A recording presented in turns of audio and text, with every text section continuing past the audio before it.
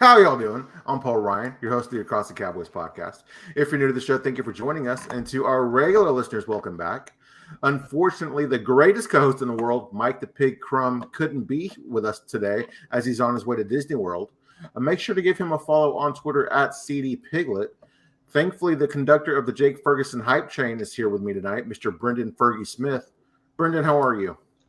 I'm doing well. I guess with the topics on today, it's fine. I guess fine, but I am always happy to be on here. Yes, sir. We're doing about as good as you can be, right? Yeah. Brenden, where can we find you on Twitter, sir? You can find me at Brenden_Smith26. I am Paul Ryan. You can find me on Twitter at Paul_Ryan15. Well, we are almost halfway through the season, and for some teams, their season is already over, and other teams are competing for division titles and playoff spots.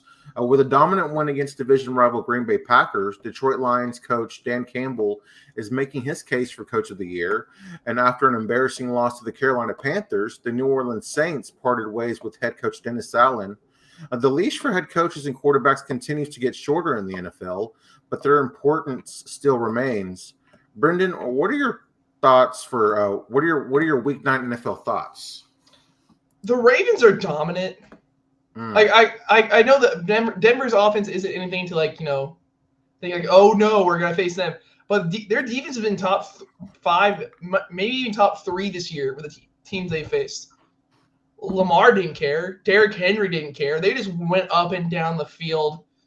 Derrick Henry continues to just maul. I think what they show that he leads the league in attempts, yards per carry, and yards. That hasn't been done since like Jim Brown.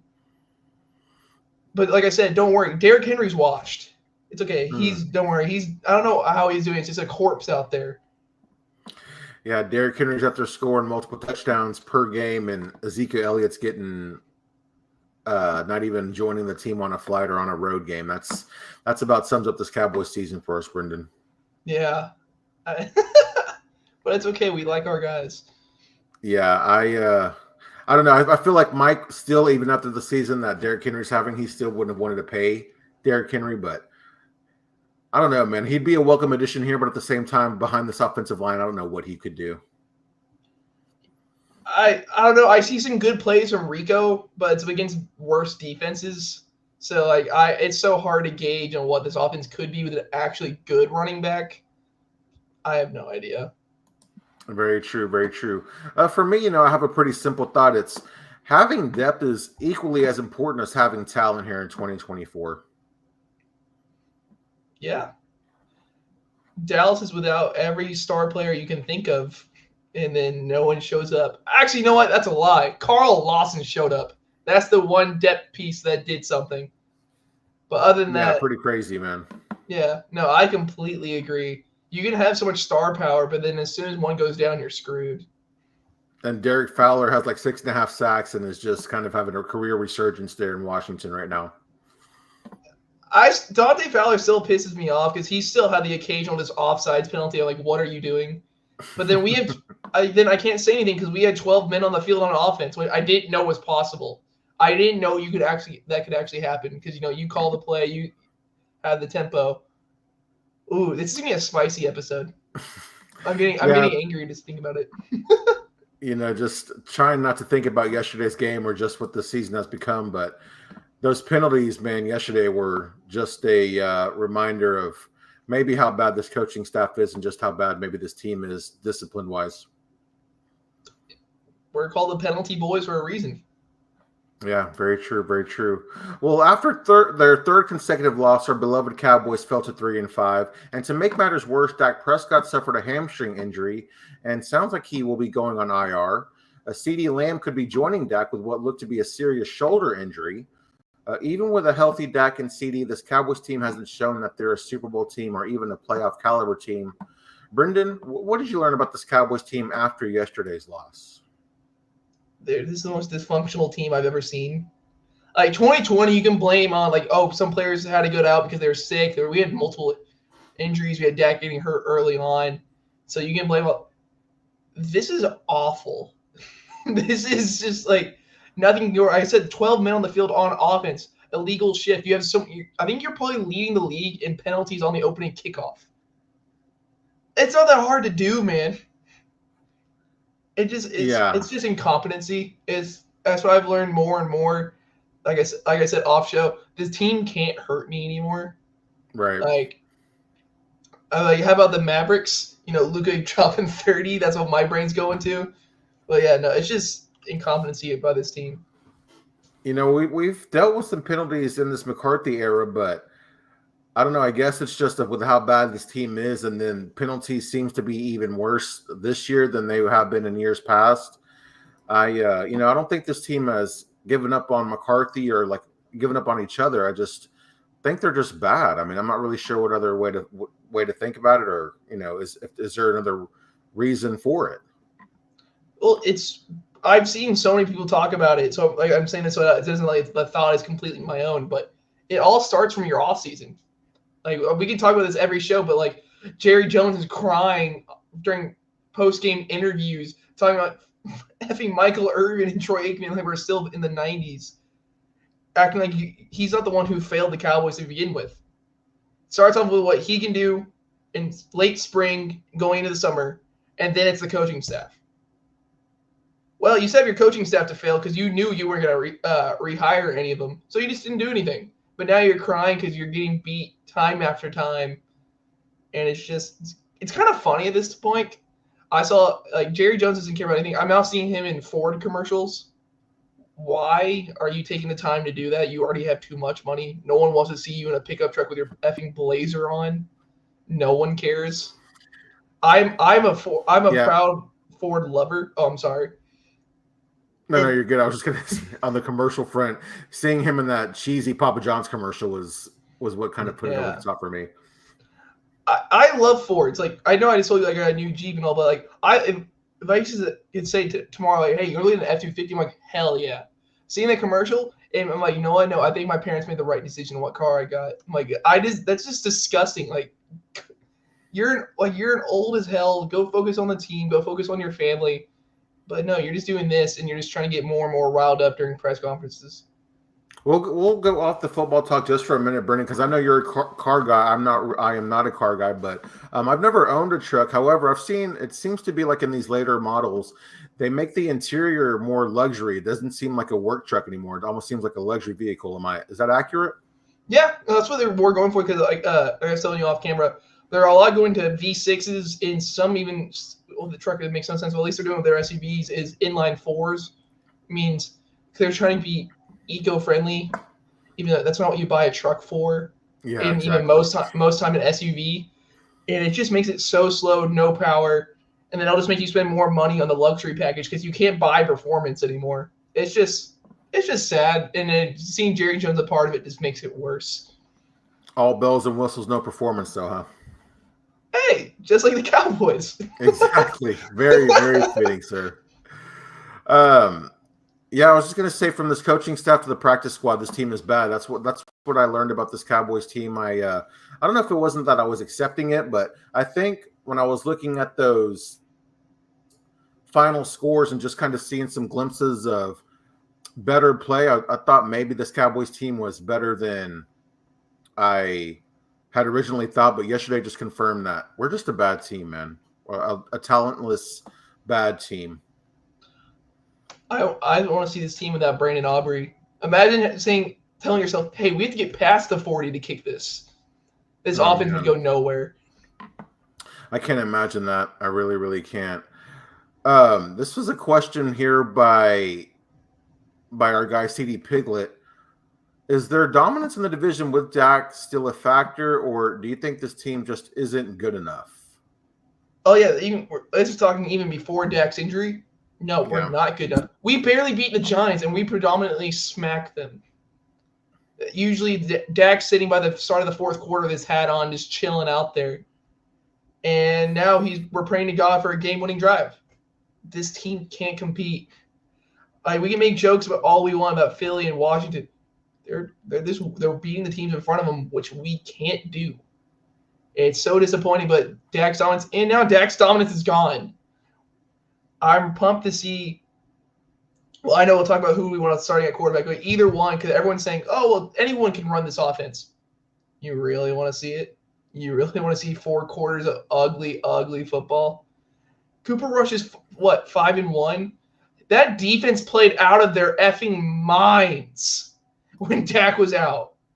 Yeah. That defense was top 5 in like top 5 categories almost everywhere. Mike was hitting on all cylinders. This team was legit. Well, regular season wise. I gotta say regular season wise. But you got nothing to bail yourself on. A good running game? No. Okay, it was cool. Don't worry, our teams will get turnovers. When's the last time we've seen an interception that was like, hey, that's what I'm talking about right there. The Browns game. Actually, sorry, the Saints. Cause I know Donovan Wilson got one thrown right to him. That Browns game doesn't even feel like that was this season, man. That's how long this season and bad this season has gone, dude.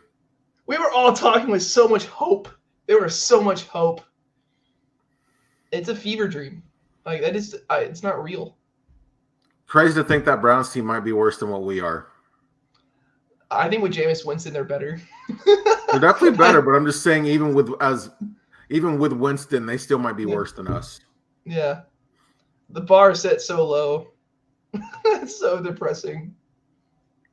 Yeah, it's crazy because we had the off season where we were pretty inactive in free agency, but we were all excited about the draft, and then right before the season starts, we re-signed CD and we re-signed Dak, so we're all feeling pretty confident, and then especially after that week 1 game, and it just came unraveled in the blink of an eye. Well, you gotta think Eric Kendricks looked phenomenal week 1. Zeke, in his role that should be what he has, he looked great. Yeah. I'm like, okay, wait a minute. This team might actually have an idea what they want to do. The Raiders have won 2 games. 2. They got their head coach fired. And one of them was against us, where Dennis Allen looks like coach of the year. Their offense looks like top 2 in the league. Derek Carr going for offensive player of the year. And here we are. They have less wins than we do. Yeah, that is crazy, man. And they just fired their head coach. Yeah. Yeah. Oh. Insane, man. I know that we've dealt with a lot of injuries and things like that, but I'm not even sure if we had Deron Bland and Micah and DeMarcus, if we had Sam Williams and Marshawn Nealon, if we were at full health with this coaching staff, I wonder how different it would be. What do you think? Not at all. Because the only player I know we've been missing Sam Williams, but the only player we were really missing was Deron Bland when we had D-Law, when we had Micah. This defense couldn't stop a nosebleed. They're getting run on. They're running away from Micah, and as soon as Micah comes off the field, they'll run right there with DeMarcus Lawrence on the opposite side. Your linebackers have nowhere to go because they're getting their defensive linemen shoved back to them. So I love the idea of Kalen Carson, but expecting him to be your outside starting corner and thinking he's gonna be he'll be a starter. He'll actually play starter minutes. He'll do all this. No, he's not. He has the energy. He'll fight, but dude, he gets beat so many times, and he's like, oh damn, 21's just looking at the field again. That's great. No, I don't see this team doing much at all. We didn't get a chance to talk last week, but I'd like to get your thoughts on this. The final score to these last 2 games can be a bit deceiving, right? Looking like 1-score games, where we know that wasn't the case. It never was really close. But was there any positives you took away from these last 2 weeks with this team? Brandon Aubrey's a phenomenal kicker. Yeah. Turpin had some good returns. That's it. I guess you can say. I guess we talk about the Niners game. CeeDee Lamb looked great. Yeah. He looked phenomenal, but other than that, no, nothing. This team is just all sadness.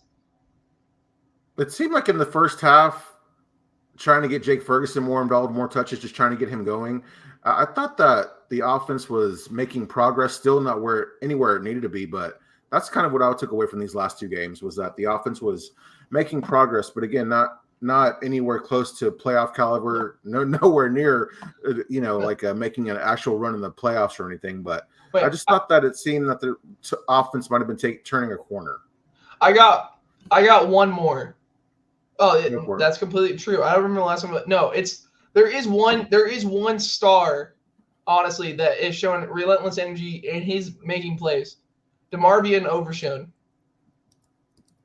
He is still flying. He's hitting anyone with as much as he can, all out, and he's getting that crazy 2.5 second sack against Purdy, and all that. And he's still trying to make plays. Like I said, imagine if he just had an okay to decent defensive line, where he could read a little bit instead of seeing everything clog up. Imagine what he could do. I remember I was watching Tom Downey, and Tom Downey thinks he can be a Pro Bowler if this defensive line could actually just clean things up a little bit. Yeah, I mean, Pro Bowler almost seems like a guarantee, when this defense kind of gets right. But the way he's playing, man, I don't know if All Pro is too much to say, like third team or something. But I don't know. That's the kind of potential I think that this guy has. If he can stay healthy, I saw him get a little banged up. I was like, no. I'm like, our lone bright spot. Don't you do this to me. Don't. I got terrified. I'm like, I just want – this year is all about development now. You're just hoping Tyler Guyton continues to just show a little bit of signs. BB's looked decent, but they're all both in new positions, so it's fine. So you're still expecting learning curves. Carson hasn't really showed me anything. He's shown me heart. That's what he showed me, but that's about it. And so I've just been watching the linebackers. Some of these other guys, we can't even say we've seen that from them. So shout out to him for at least having that. Better watch out. You're going to get another D's nuts joke. You don't want that, Paul. We know that it sounds like Dak's going to miss a few games, at least I would imagine 4. But even when he comes back, is there any reason to play Dak, or should he just sit the rest of the year and let Team Tank begin? So there's two different ways of looking at this. What I believe until Dak's a fighter. He will, even though he said something on the sideline. He will fight and all that. Also, I was wondering what the hell I heard it. What the hell? Ladies and gentlemen, we have a surprise guest. Mr. CD Piglet joins the show after all, live from the airport. Mike, how are you? Anybody got a place to stay near DFW for about 10 hours? Are you serious? Yeah, I'm stuck in the airport. The next flight is in 8:30 a.m. Wow, what happened? Our flight was 4:45, got delayed, then finally all the way till 10:30 got canceled. Then they tried to switch me to a flight tomorrow at 5:30 to Miami, which helps me none because I can't.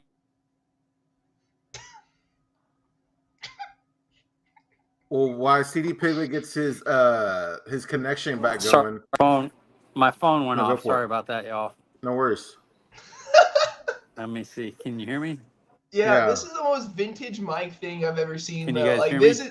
This is just great. I'm so happy right now.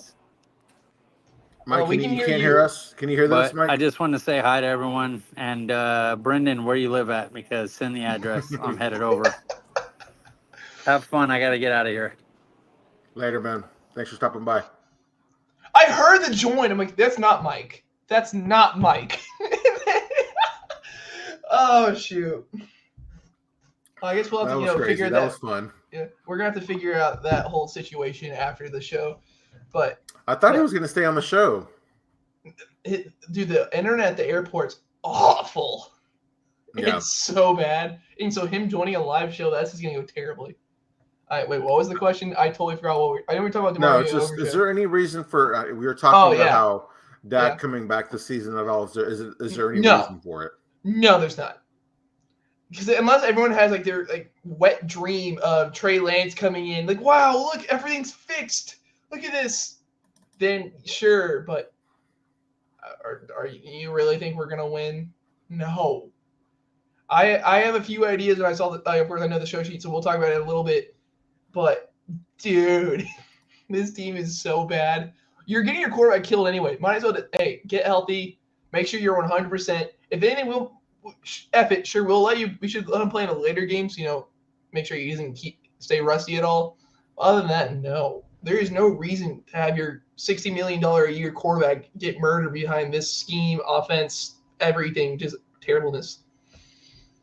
Yeah, agreed. I don't see any reason for him to come back and just let him sit the rest of the season. Let Team Tank begin. Let's start playing for some draft position. We've got a new listener here, True Cowboy. Thank you for joining us. It says, it seems like our offense line took a step back this year. That is without question, no doubt that they did. I mean, of course, when you're starting 2 rookies, that's always going to you never know what to expect there. But I don't think any of us expected Zach Martin just to kind of fall off the cliff that he did. It's got to be injuries. He's got to be fighting something. I will not in my right mind. He's because like when you think of Zach Martin, you think of like he can do no wrong. Yeah. And so I'm like, nah, there's got to be something. It's because he's getting manhandled. We went for a screen. Zach Martin had the linebacker, open field, everything else. Zach Martin just gets beat. Terrence Steele is the highest graded, and that's bad. When your highest graded offensive line was Terrence Steele, even though I think Tyler Smith played better than him. That's terrible. And then like we talk about Guyton and BB, new positions. Should they be playing better by now? Maybe. But the O-line coach Solari, dude, just needs to go. Like this, everything's from the '90s. Like, dude, if our team with this scheme is rolling in the '90s, like let's say healthy, we rolling. This defenses wouldn't know what to do against us. But yeah, here we are in the year 2024. Yeah, I don't know, man. I am, I don't really know as much about the X's and O's as definitely as you might do. So y'all are kind of my resources for that stuff. But I know that's kind of the common general census there is that our offense is stuck in the '90s. It's not a modern NFL offense. What are your thoughts on the defense, on the scheme of the defense, though? I think we're running out there with basically our practice squad defense. I'm not even gonna lie. You got no one on the D line other than Osa, who could say, "Hey, he could start on other teams." And of course, you have Diggs, but then Diggs isn't dealing with some injuries. Jay Lou's been playing pretty well. I still feel bad for all the shit talk I did last year because he still keeps proving me wrong. Overshown has looked well. Kendricks looks okay at best, and then Leafau is hit or miss, but he's a rookie as well, so it's not like we're expecting anything. And then Damone Clark isn't a human being anymore, I guess. Damone Clark has fell off the face of the earth. But yeah, no, this defense is just you have no one. I don't think Zimmer has called a great defense because he said even against Detroit he's panic calling plays. Yeah, I got so out of hand so fast that he went away from his game plan a little too fast. But what are you supposed to do when you're in a game like that, Well, still, but just like this team doesn't pivot. It's like, hey, we're gonna do this. What the hell's happening? I got no idea. Fuck, let's run this, and it's just that. That's what happens. It's like, oh, hey, you know what? Even on this, these next few drives, the run game's been working because they're so expecting us to pass. Maybe we should run the ball more. Nope, we're passing. That's what our practice was all week. We're gonna keep throwing it. Yeah. Well, just talking about Zimmer, everything that I've learned about what Zimmer needs in his defense to be successful in his scheme, it doesn't even sound like he has the personnel to be successful. So it's hard to really blame him for a lot of what's been going on either, Yeah, well, he has Donovan Wilson at safety, so that's going to hinder anybody. I don't care how great of a defensive mind you are. When you have, I don't even know what to call him. Honestly, you see, beaten wide open in the end zone. Where do you see? You see number 6 just trailing like 8 to 10 yards away from the guy. Okay, that makes sense. Good job. Yeah, I mean, Donovan Wilson, another player who I know CD Piglet was pretty high on, who's the last couple of years has just been a really solid defensive player for us. His decline has been a shocker as well. And Malik Hooker hasn't looked well either. He keeps he'll shoot the gap for once on a screen pass or there's a toss on a toss, and you'll see it there, and he just gets beat. You'll try throwing his shoulder. They're not coached well. When's the last time you've seen a nice form tackle? Yeah. They're all just throwing their shoulders out. I see way too many shoulder tackles, way too many. Yeah, or a lot of business decisions being made in that secondary, man. It's where are our hard hitting? Dan Quinn wasn't even known for being a hard nosed defense. He's known for turnovers, but did everybody just quit? This is like I said, it's Jordan Lewis. Quinn, man. Yeah, I was like, it's Jordan Lewis. That's who's been fighting his ass off to hit people and to make a play. That's what I've seen on the secondary. Oh no, and Caitlin Carson. Caitlin Carson's trying. I didn't know he was actually gonna be healthy this week, and I saw 21 out there. I'm like, oh, that's cool. Yeah. But yeah. I can't really say too much bad about Carson just because he is a rookie, but yeah, he hasn't. I don't know. Week 1, he looked really good against Amari, and then just like the rest of this team, they've just all disappeared. I think that was more on Deshaun than it was our secondary looking good. Yeah. I'm not gonna lie to you. Yeah, looking back, yeah, that's definitely a fair statement because Deshaun is. I don't even know if he's will be in the league after this year. Nah, some desperate team will still trade for him or something because they're just hopeful. I don't even know. Yeah, I'm not sure how the Browns can get out of that contract, but that is a conversation for another day. Let's try to get back on the sheet here. I know we were kind of touched on it here. Would you rather see Rush or Lance? For everybody who says they think Lance, start Lance over Dak, have fun with that. Especially with this squad the way that it's currently built and how we're our health and how we're currently playing. If you think Trey Lance can do better than what Dak Prescott's done, we'll see about that. But Rush could. I know you were saying that as bad as his defense has been, that Rush isn't going to look as good as he did when he went 5-1 back in 2022, I guess it was. I don't know what Lance could do. Of the two, I think I'd rather just see Lance because I feel like he would lose a lot more games than Rush would, but I'm not even sure how many more games we can win with this current team. But I think Lance guarantees more losses than Rush. What do you think? Honestly, I don't even know because Rush is very immobile. I think Lance can make things fun. If you want to be more entertaining, because you have no idea. He could throw a 50-yard bomb downfield, or it's like, oh shit, that hit his foot. That's cool. You have no idea. I'm surprised because Jerry has stepped over Mike McCarthy every time this year. It's honestly really funny. Mike McCarthy talks about oh hey, Zeke's being disciplined post game. Hey, Zeke is just a great guy. Zeke, hey, he's one of those guys you want in the locker room. Then why'd you allow your team to suspend him, Jerry? Why'd you do that? So you would think with them trying to hype up Trey Lance, them trying to make, hey, he could be a guy. You trade a 4th-round pick. We see a lot in him. I'm surprised he's not being thrown out there to the Wolves. It's like, hey, we're not going to resign you next year. We gave Dak too much, and Jerry's wanted too much money. So you're not going to be here next year. Go see what you can do. Make us look smart. Yeah. I was just wondering, do you put him out there and let him show something that can make another team interested in signing him? And would we get some sort of compensatory pick for him? He's got to play way too good. That contract has to be nice for that to happen. I see him just getting another backup. Even if he shows flashes, I see him just getting another backup role. And then if whoever starter goes down, he'll get some playing time. But I guess Miami maybe. But so are compensatory picks, are they based off of the value of a contract, the years? How does it work? Do you know? So I'm still learning. I'm pretty sure it's on the contract level because it shows the value of the player. I know we're gonna get one for Dorrance Armstrong. I think he still got way too much money. I haven't heard his name at all. We'll get one for Dante Fowler. We're gonna get one for Tyron. It's a certain level to it. I'm not gonna say I know things because it's still a novice when it comes to that. But that's what I believe. But if someone wants to come on here, tell me I'm wrong, and they show it actually is, good for you. I'll completely believe it.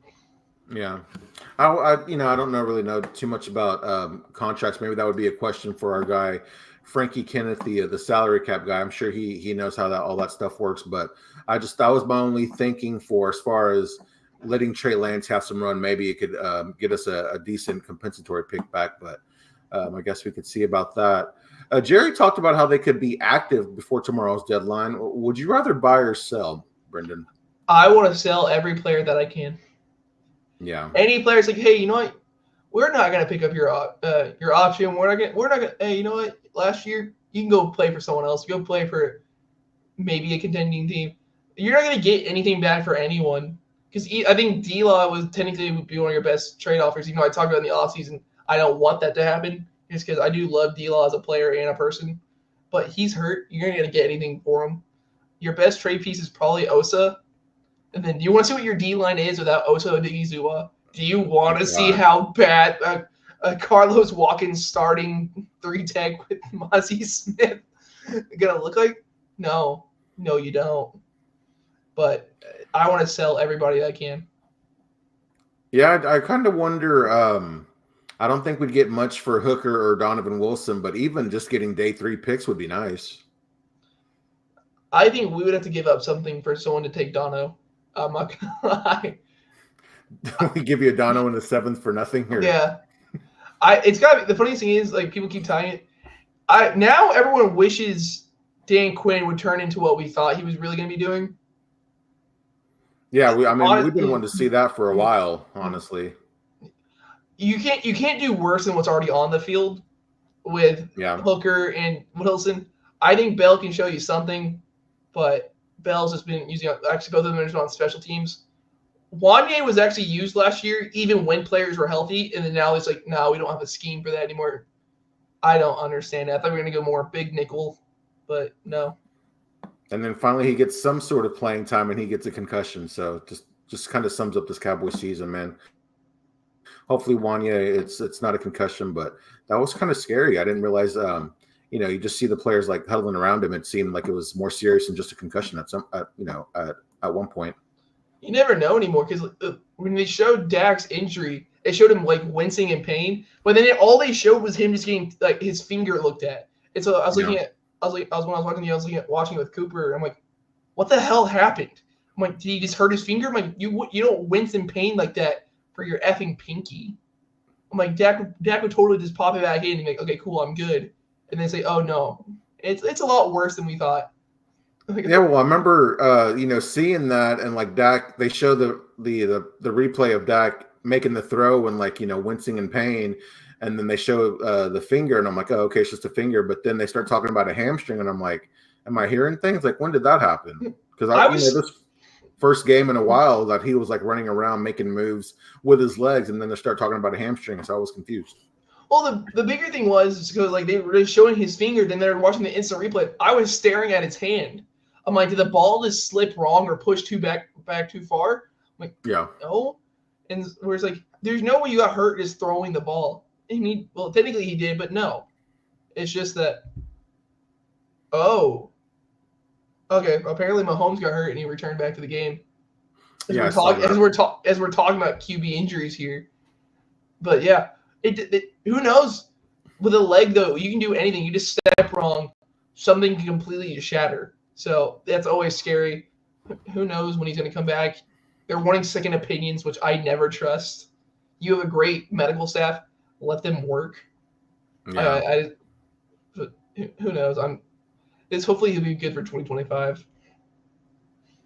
I won't lie. If I know that there's other good teams and players still, but if Mahomes were to have like a serious injury in this, that would kind of just ruin the NFL season for me.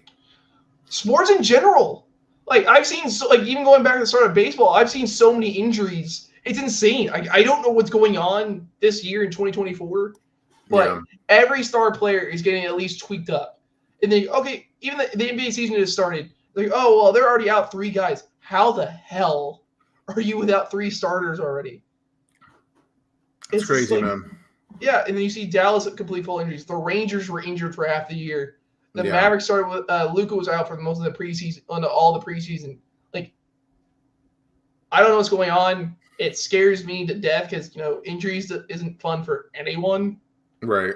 I just want to see healthy. Can we turn the injury sliders off like in Madden, dude? Like I just want to see fun players do things. It's the curse of the World Series victory is what it is, Brenden. We've cursed DFW. Shit. Shout out to the Dodgers though for winning their World Series. My God, man, when you build a team that way, it's hard not to win, I would think. Yeah. Also, it's good. Besides, I met some good Yankee fans, aka we have CD Piglet. So of course he's great. But I've met some man that kept talking so much, so it was kind of funny to watch that happen. Yeah, I kind of feel bad for Aaron Judge because it sounds like he didn't have that great of a series. But it's hard to feel bad for Yankees fans with all the success that they've had in their history. Yeah, it's like New England fans complaining, like, shut up. You had almost 2 decades worth of dominance. So we talked about the Cowboys being sellers here at the deadline. Who on this team is untouchable as far as trades go for you, Brenden? So I'll go offense and defense. First off, Tyler Smith. Tyler Smith is a no-no. You're not going to – even if you wanted to, you can't trade Dak. because no one's going to take that cap hit. Like the teams would, but it's going to be ugly for you. Dak, Lamb got a new contract. Lamb can't be touched. I'm not gonna say the rookies, but they're not going to trade their players from this year. And I'm gonna do it, even though I don't think that most of the fan base would agree. Jake Ferguson, he's your only other weapon, and you see what happens when he's actually in space. We saw that the first drive, it worked out perfectly. His athleticism is still there, which makes no sense. He's not hurt this year. I don't know what's going on. And then defensively, I'm still on the no trade, Micah. You see what your defensive line is now. Like, do you really want to go through hell and back with this? So I think it's going to be Micah. Diggs just got paid, so they're going to want to say that the contracts were bad because we kept Jalen Smith way too long. And then, honestly, I think it's going to be Micah, Diggs, and Overshown. I think that's the only players that they wouldn't trade. If Deron Blaine wasn't on one of the final years of his deal, we could have a different conversation. But since he's closed and they haven't paid him yet, he can be easily traded. Yeah, I was going to add Bland too, but I wouldn't. Of course, I wouldn't want to trade him, but I think that you could get a decent return for him, and I think that's what this team needs based on everything we've seen this season. Pretty much the exact same list that I have. I didn't add Diggs. I didn't think about his contract. I wasn't being as logical as you were. Thinking about the contracts and whatnot. I would put Micah's name out there, not publicly, but just kind of kick the tires and see what other teams think of and see what they would offer hypothetically. But if somebody offered me like 2 first-round picks or 3 first-round picks for Micah Parsons, it would be hard for me to say no. I agree, but then you don't want to. So the rebuild finally goes well. Like, I'm not saying well enough to be like Super Bowl contender. There's so many things that have to happen with that. But like, you're starting to look good in the regular season again, and then you face Micah, who is going to be livid that he got traded. He is going to come and murder you. I don't care what tackles you have. He will destroy you. And I think he will be the cornerstone of your defense no matter what your rebuild is. So they might trade him because they don't want to pay him. But like, if you're a smart football team, which we're not, we have stated several times that we're not a smart football team.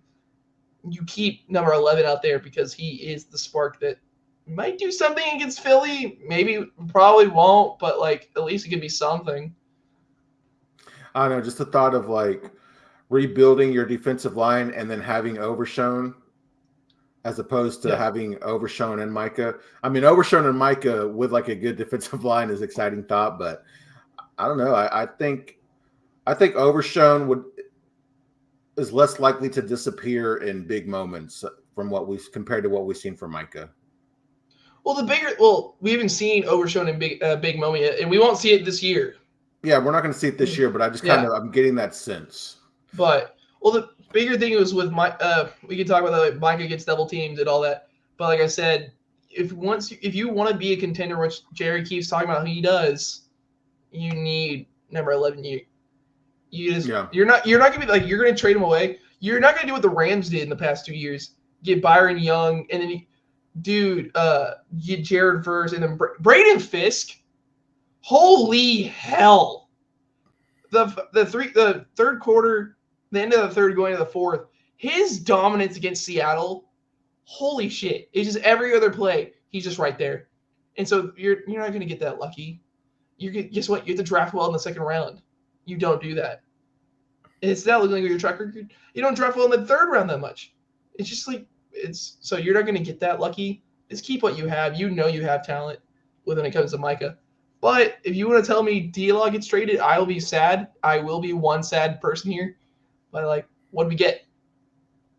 That'd be my first question.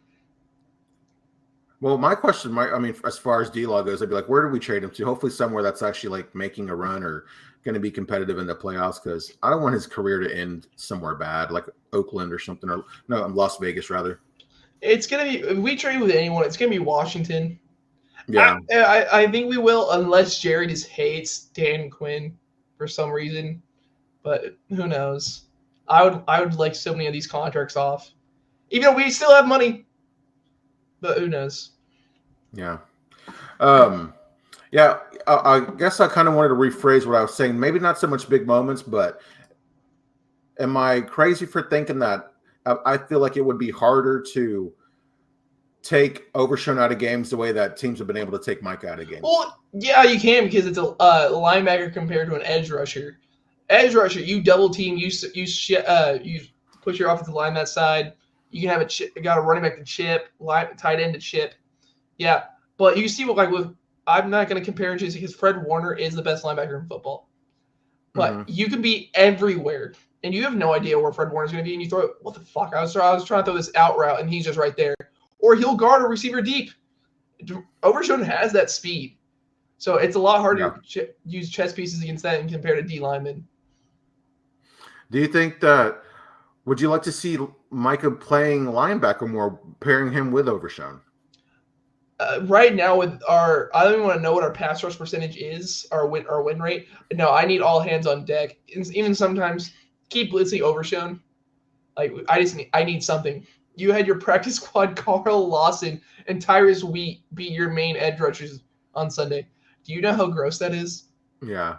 I know they talked about on 105.3 The Frame prior to the Falcons game, the thought of maybe using Overshown more as a rusher. I don't think we saw that too much on Sunday, but I like that thought. He's just too small. I love his speed. And like I said, on blitz packages, like when he murdered Purdy, yeah. But like he's just we talk about how Micah sometimes can't handle against this because of his smaller size. Right. Overshown doing that for 40 plays a game. That's not going to go well. I hear that. So, after the third consecutive loss and the Dak injury and potentially the CD injury, Brenden, is the season officially over for you? It's been over since the Saints game. Oh, wow. Okay. Well, no, because it's not the sense of, but it's like once you see that, like, so we beat the Browns. Like, hey, we're feeling good. It's like, hey, dude, we can do something this week. We just beat a playoff team last year, or we beat them handedly at home, and then you're like, okay, that motion. Oh, he's wide open. Okay, that's a deep shot. That's a blown coverage. Okay, so our offense can't move. I think I've seen this before. And so it's just the same old. We could still have made the playoffs at that time after week 2. But I would say, like, it's the same thing. So I thought the season was over. But no, after losing to the Falcons, even though they are a lot better team, I will give them credit. Yeah. No. They are the worst sack rating in the league. Like, they had the least amount of sacks in the NFL. They had 2 in the first quarter in back-to-back plays. Dude. Yeah, I was going to make a joke saying after that dominant pass rush, I thought the season was over after that Falcons game. That was embarrassing, man. Yeah, I know we'll talk about what games we want to, like, what record we think we'll have and what games we'll get to it, but it's very, very small what I'll be talking about. So is it time to tank for a better pick? Oh, hell yeah.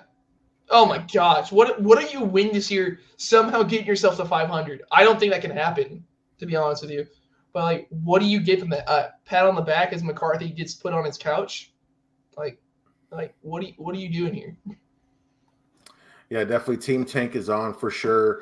I'd love to see just, with the core players that we have with a top 10 pick in like every round the following season and then a new coaching staff, that's a very exciting thought for sure. How many games do you think the Cowboys will win from here on out? I'm probably wrong. It's probably going to be more. I want to win 2 more. There's 2 certain games I want to win. And one of them has gotten a lot less likely. I want to win this week against Philly. But it's not because, like, I hate. Come on. Wait, no, hear me out. And you know why I'm saying it. It's because I'm like, it's not because, like, because F Philly, this and that. No. I don't care. I'm going to the Cowboy game with my cousin. And I don't have to drink my sadness away and be in debt when I leave. I don't want that to happen. So I was wanting that to leave, but I was thinking that, before Lamb and Dak are probably both out. So that got a lot more bleak. And then I want to win again on Thanksgiving. I don't want them to ruin my holiday against the Giants. Like, just don't do that to me. I want to enjoy my food, enjoy family. Let me have a good time. And then they'll probably ruin it, though. 2, maybe 3 more wins, but that feels generous. Looking at the schedule, man, I'm not even sure where the next win would come from. I guess maybe against the Giants, and I want to say that the Panthers, but man, even they're kind of the way they played, the way they've been playing. I'm not sure they're like as easy as of a win as they initially thought they were. No, I want to lose the Panthers only for one simple reason. Every time the Panthers have won a game this year, a coach has been fired. I want to see that trend continue. I want to see like you lost to the Panthers. Oh, well, yeah, you're not getting on the flight home, dude. Like, yeah, I'm sorry. You're staying here in Charlotte. That's not allowed. Praying on McCarthy's downfall. I ain't mad at you, man. I feel bad for McCarthy because he wasn't really given a chance this year, but he has not done himself any favors either. He should have done it last year. True Cowboy. Wow, a lot more optimistic than we are. 7-10 or 6-11 this year. Whew, if you find a way for us to win 3 or 4 more games, I'd be shocked. No, we don't want that anymore. That's like a mid-teen pick. We don't want that. We want to be top 10, man. We want to be able to wheel and deal. Yeah, true Cowboy. We want to be a top. Picking in the top 7, that'd be amazing to be picking that high in the draft. Last time we were picking that high, we traded back and we got Micah Parsons, and we had quite the draft that year. So do you want to have this? Like, think about are we gonna have a fun regular season this year? No, we're not. So these shows are just gonna be all about sadness. But do you want to have fun in the off season just for the one simple thing we can talk about that is the draft? Yes, you do. So don't you want us to be like, oh, we can get this guy? Oh, what do we do this in the second round? Like, you want to do that? I do. I want to have fun. I want to be able to talk about through February and March. Like, hey, Paul, what if this guy falls right here? He only needs to fall like 5 to 6 picks. And what if we get him? And you go for there. We can actually have fun topics to talk about. Yeah, it's not. You mentioned not being able to be hurt anymore. It's like we're off the hook because we know that this team isn't going to win anything. They're not making the playoffs. And had they made the playoffs, they wouldn't be doing anything. Now you can just watch for fun and watch to prepare for the pod or for whatever reason, but you get to watch without any sort of expectations, and that's a pretty freeing feeling. Dude, it's so funny because my dad's like, yeah, I stopped watching after halftime. He's like, oh man, that sucks. You got to watch it because you got to make sure you were ready for Monday. I'm like, yeah. Yeah,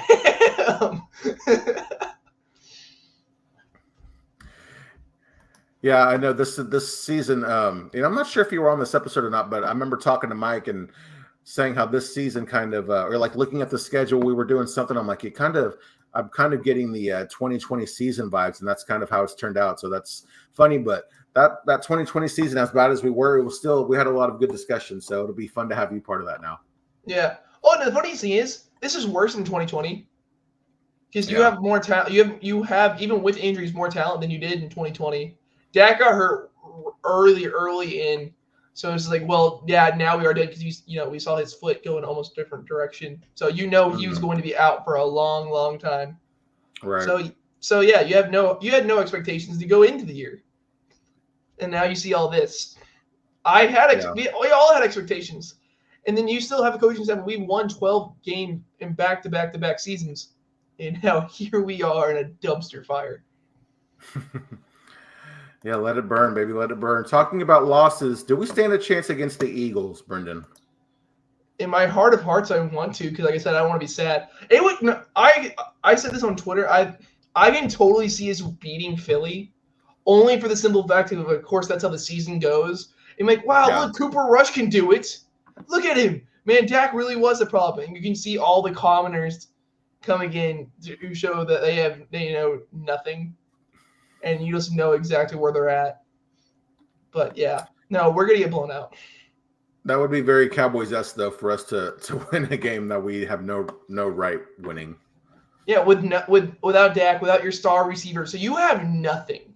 Jake Ferguson is gonna have 3 people on him at all times against the Eagles. Yeah, I'm not sure. I don't know if you've got an update on CD's status, but I imagine he won't be playing this week, I would think. They're talking about how he's a fighter, and they can totally see him playing this week. And they say that about every guy. Hey, if Jake Ferguson really needed to / wanted to, he could have played against the Ravens. Sure, buddy. Sure, he could. Yeah. They know how to sell a story, man. Are the Eagles or Commanders the better team in this division? I saw this question, of course, and I'm just thinking it's so tough because first off, when I was thinking about that Hail Mary last week and just thinking about how crazy that was. Maybe I think God just might be on the Commander's side this year and all that, but it's got to be the Eagles. Like their track, like are we all playing well? No, because even with their wins, it's ugly and all that. But they've had the recency of being able to win and all that. So I can see the Philly going farther. I don't think that means anything. I think we all both of them get washed in the wild card round of the playoffs. But and that's not even me saying that as a hater. I just think our division's awful. Mm-hmm. I think our division's truly terrible. But yeah, it's gonna be Philly. I want to see how Philly looks in December, but the way they've been looking lately, man, like the things are starting to come together, having both their receivers back, and then Saquon really being a compliment to that offense, and Jalen Hurts kind of going back to 2022 form. That's a team, man, that I think could be pretty scary. I know that that's not a team like, of course, if the Cowboys were to be in the playoff hunt, that's not a team I'd want to see in the playoffs.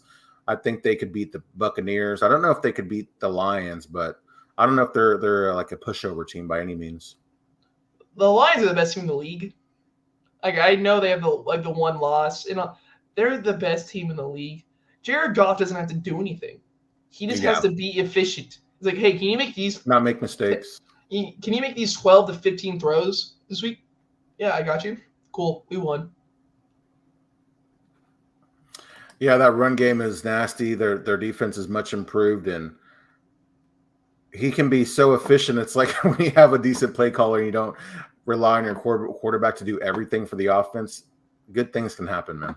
Yeah, I think it's the NFC is for them to lose. It's like it's got to be the Detroit. They got to be favored. If they lose anywhere near, it's a failure of the season. Detroit and Detroit and Philly, though, that would be quite the NFC title game, I think, though, man. I think it's going to be still NFC North. I think it's just going to be chaos. Packers will see them again. Packers and Detroit Lions, I wouldn't be mad at it, but I don't know. I don't think Jordan Love is 100% healthy, and if he's not at 100% or even 85 or 90, I just don't know how competitive of a game that would be. Who knows? Malik, they actually have a competent head coach, so who knows?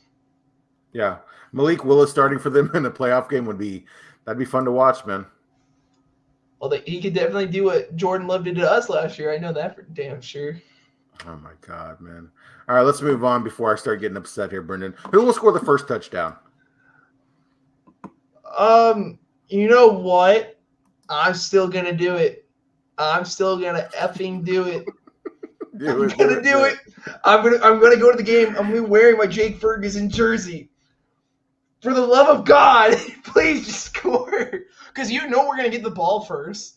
Let a miracle happen. Maybe Turpin returns it really far. If we have a really short field, I don't know. Maybe a random jump ball to Tolbert works. I don't know. It's gonna be Jake Ferguson. We're still gonna lose by a lot, but at least we'll have a lead for at least 2 minutes.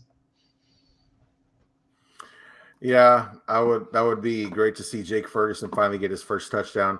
I went with the chalk answer, if you want to call it that, but Saquon Barkley. He hasn't scored a lot of touchdowns this year, but with our run defense, I feel like he might have a big day. He's gonna look so good. He's gonna backwards hurdle 2 people this time. That play, dude, when I saw that live, I couldn't believe my eyes when I saw that, dude. That was insane. I don't know how that's physically possible. I don't. How? So you spin and you just know. So you jump and you land on your feet and you're still going. How the hell do you do that? Just absolutely insane. It almost it's like one of those plays that the whistle's blown dead, but you have too much momentum to stop, so you just start doing crazy things because you can't really stop yourself. That's what it almost looked. That's what it felt like. Didn't feel like a real play. See, imagine thinking about that in the same way. Like, what could a good running back do with a good team? And then you see Saquon, and it's just like, man. I don't think Saquon was doing that well. I don't think he really did much that year. Man, he's just injury prone now. Oh, so he just backwards hurdled the dude. Okay, cool. Yeah, just absolutely disgusting. Give us a score prediction. 35-13 Philly. Okay, I had 45-10 Eagles. No, and if we somehow beat Philly, with how bad of a team we are, I'm going to be unbearable. I'm going to I'm going to be so annoying. It's going to be great. That'll be our Super Bowl this year, man. I don't want to say that, but like any team that beats us and they're going to talk all that smack, I'm like, good for you, dude. Because if we lose by a lot, Sirianni's going to be yelling at fans, acting all this crazy stuff. Like, dude, we're a preseason team. That is what we're throwing out there now. We have nothing that should scare anyone.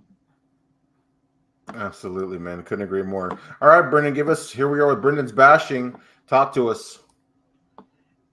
This offense is going to make me blow my brains out. Metaphorically speaking.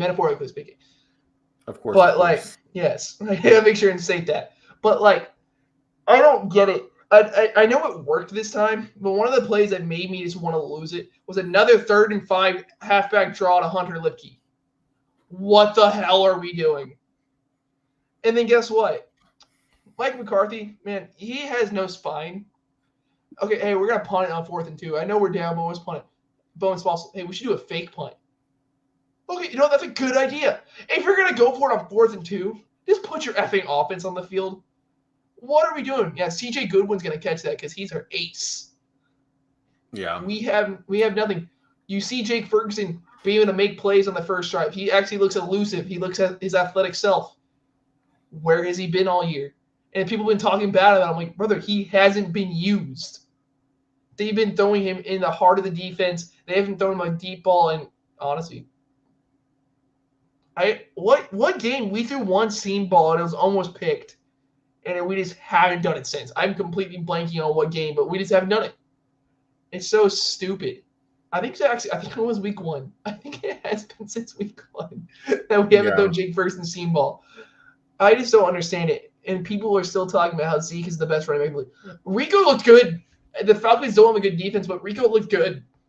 12 carries, 70 yards, 75 yards? I think he still had over 100 yards total. With is he a great back? No, but he's okay. This offense just is determined to underutilize everybody. And then you'll have CeeDee Lamb with a hurt shoulder. F it. We're going to put you out on 2-point play, and he still gets hit. This offense as a whole is a dumpster fire, and I'm here to watch it burn. Man, I have nothing bad to say about Rico Dowdle for everything he's had to play for. I mean, he's exceeded my expectations this year, as bad as this offense and offensive line has been.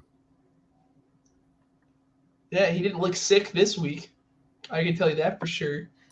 Dude, that was crazy last week, man. I couldn't believe that for Dalvin Cook and Ezekiel Elliott, and Ezekiel Elliott can't even. I don't know what's going on with Zeke. Hopefully, it's nothing like in his personal life or family oriented, but they said he missed 3 team meetings, and he missed the team meeting on Friday. So that's why they had they mutually decided for him not to fly out to Georgia. Yeah. Well, hopefully it's nothing too serious, man, but can't blame Zeke for not wanting to be here, to be totally honest. Here we are with Cardinals Corner. It's less sweet with Mike not being here, but with their 3rd straight victory, the Arizona Cardinals improved their record to 5-4, and Mike Crum is 3 Cardinals victories away from cooking and eating a Red Baron pizza live on stream. That's going to be a good episode, man. Dude, they're leading the division. They're leading. Seattle was undefeated, and they've choked so hard. I don't know what's happened with Seattle. It's been kind of weird to see. It's not good for my fantasy teams. I know that. Gino will throw a great moon ball, then he'll throw one of the grossest interceptions you've ever seen. Oh, without a doubt, true Cowboy. Rico is easily the best running back on the roster. That's not even a question. Without question. Yeah. Without question. All right, one word. The Cowboys season has been blank, Brenden. Embarrassing. From every facet. Offense, defense, hearing Jerry Jones talk. What good thing have we heard? It's you know what? I have hope. There's been nothing. I had 2 answers. I had eye-opening, but the word I'm going to go with is wasted. I mean, we, you re-sign Dak, you re-sign CD, and you bring in a defensive coordinator with some credibility. I know he was out of the game for at least a season, but I just felt like the season was wasted, especially after like you realized you had to make some additions to the defensive line, and you go out and you get some players who have a history of success, albeit late in the offseason, in true Cowboys fashion. But those moves actually got me excited. You know what I mean? When we made them, I'm like, pairing those guys with what we already have on defense, like in the secondary and linebacker, like those are just low key good moves. But no, wasted. It's just been a waste of a season. I don't like watching the defensive tackles at all. No, nothing brings me more sadness than just watching them just get bullied back. Mozzie is like, I don't know what happened. Like, we saw Mozzie to a little upward trajectory. He's been so bad. Like, he's just non-existent. He's the offensive line just turns him, and he'll go right with it. It's so ugly. He's been pretty inconsistent, man. I feel like the last good game, or maybe even good plays that he had, were in that New York game, I feel like. Yeah, no, I completely agree. So here we are with top 5, and I asked my wife to help me out with this one tonight, and I was gonna go. I had her pick between alcoholic drinks. I know you recently turned 21, or you've been 21 for a little while now, so I thought maybe you've had a couple of drinks under your belt. So I thought that would be a fun category. Or because of the weather, I thought about favorite things to do on a rainy day. So I asked her, and of course she chose the rainy day stuff. So here we are, Brenden. Give us number 5 on your favorite thing to do on a rainy day. No, if or whenever we do the drinking one, we should be drinking during it. Oh yeah, in a nice glass. I like that. Yeah, we should do that for sure. Well, there's gonna be an easy theme with this, because I know one of the reasons why you did this one, because it's been pouring down rain the past 2 or 3 days here. But yeah, no, but one of the best things to do is, like, I like to do, of course, when it's still bright out, but is lay on my bed and listen to music while it's raining here, like a hint of that and all that. So you're just no hard rock or anything, nice chill music. Yeah, relaxing stuff. Yeah, it's so great. It is. See, now I'm gonna get put back in a good mood. I love doing stuff when it rains. Like, this is about to be great. I'm gonna be a lot better. Yeah, I like to number 5 for me is I like to put on music while I do these things, but clean and organize the house. You're stuck in the house. You're going to be there for a while, maybe a couple of days or at least all day. You're looking for something to do. It's like, well, I've been meaning to do this for a little while, so I'll just knock these things out so I can enjoy this lazy day. So I'll say clean and organize the house. My wife and I will do that whenever we have nothing to do, and we feel a lot better after doing it. It makes us, whenever you're just kind of sitting and relaxing inside the house, you feel better about it, especially better about it when it's clean. So I like to do that, kind of take care of things that you might have been putting off. Number 4 on my list, I like to open up the blinds and just watch the rain, especially if it's at night, like there's a lightning or thunderstorm going on. You just kind of watch the clouds and see the big lightning strikes and hear it and stuff. So yeah, I like to watch the rain. No, that's great. We have, so next to, like, in our media room, we have that on our second floor. So we have right that next to that is a metal roof. So you hear all of it. Wow. It's just perfect. Like, a metal roof, man. That's bold. Yeah, no, but it's just, I didn't build the house. My parents did. But Yeah. but no, it is like it's not. So it's like it's the roof for, I believe, our patio, or might be our kitchen. And so you hear it just hitting as it's right next to the window, and it's so pure. It's so great to listen to. Yeah, I love the sound of rain for sure. Like on a metal roof, like you're saying, man. I do love that. What's number 3 on your list, sir? Watch TV shows. Dude, Yeah. be able to find a show that you haven't watched a bit, and just be able to watch that, because you don't gotta do, like I said, it's the same theme. You don't gotta do anything. Exactly. And it's just being able to be there, find a show like, hey, you know what? I'm 4 episodes behind. Bet. That's all gonna change today. Right. It's just so great. Yes, sir. Number 3 for me is play games. It can be video games, it can be board games. More often than not, it's probably video games, but playing games, man. When you don't have the time to do it in your, on a regular day, you get to take advantage of it on a rainy day when you have nothing to do. So you can hop in a game and try to finish that level you haven't been able to play in a while, or start a new game you haven't got to start yet. Those are good days. Yeah. See, all of these have been making me think about, like, me in, like, middle school and elementary school, think about, like, what you would do on a rainy. So it makes me think as a kid.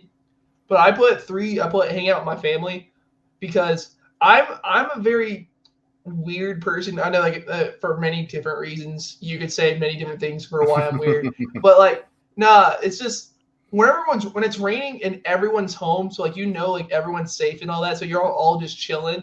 It's just the best feeling because not like, of course, unless terrible weather, nothing could go wrong. No one's out in any danger and all that, so you're just all there chilling. Like, I know my parents are downstairs, my brother's over there. It's just a great mellow feeling that you don't have to do anything and there's no worry. But Yeah. Everything that you need is just right there. It's pretty cool. Yeah, that is a good feeling, man. I know I feel that way when I know, like whenever we would have bad storms, my mom does Uber and my Nana, she was in sales, but she was always on the road, like her and my aunt going house to house, like doing door-to-door stuff. So whenever there was like a bad storm, I'd always make sure to call them and make sure they're okay. And once I knew that they were okay, it was nice to come home and know everybody is okay. So I totally understand that feeling. That's a good one. What's number 2 on your list, sir? 2 is video games. Dude, nothing like getting with the boys and you hear everyone rating, so no one's gonna go anywhere. And so like we just game for hours. I've binge played Halo so many times when it's pouring down rain. The boys and I will play Call of Duty. It's just like it's grind time. Like this is the time you're gonna get a lot of work done here. And it's just a lot of fun. Yeah, that's a good one. Number 2 for me, I put binge watch movies and TV shows, but really my favorite thing to do during the rain, as far as watching stuff, I love to watch scary movies when there's like a crazy thunderstorm going on, man. Totally dark, you have all the lights off and it's completely black outside too. Nothing like watching a scary movie in that setting. And you know how upset Mike would be if there's just 2 people on a show and we're over an hour? Right. Yeah, with not a lot of positive things to talk about. Yeah, he probably we brought back the positivity. Yeah, that's what we brought back. Number 1 on my list, Brenden. This weather makes me want to just sleep. I love sleeping when it's nice and ugly outside. It's cool inside the house. It's cool outside.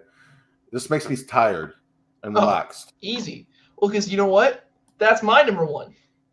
So, but like, nothing will bring me more joy because if I know there's a good chance of raining at night and I'm falling asleep and I hear a loud crack of thunder, I'm like, hell yeah! I just get closer in my sheets. I'm like, oh, dude, it's gonna be a good night. Like we're gonna be chilling.